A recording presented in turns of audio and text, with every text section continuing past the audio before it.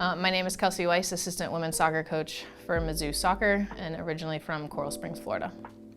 Yeah, I would say kind of like through the recruiting process going to Florida State, I didn't visit a lot of schools. I didn't talk to a ton of coaches on the phone. Didn't love that sort of thing. But the first phone call I had was Mark Krikorian at Florida State, and I think from then I knew that that's where I wanted to go.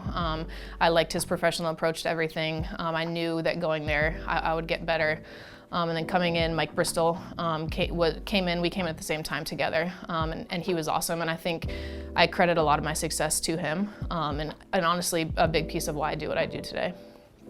Yeah, I hope my legacy is just to, again, it's not just me as a goalkeeper that sets those records. I think creating the relationship with the team also, but also specifically the back line. I think our coaches always did a good job to make sure that we were on the same page. We had good relationships with each other. It felt like it was one of those backline situations where they knew I had their back, and they, had my front, I guess you could say. But I think it was one of those things that we just felt prepared as a team, and we felt like, the coaching staff did a really good job. I think a similar answer to, along the lines of the same reason that Steph and Andy took the job. I think that there's a lot of potential here. I think being a part of the SEC, there's huge resources, and there's a lot of opportunity moving forward. I think, we've done a good job to kind of change the program to fit Coach Golan's visions.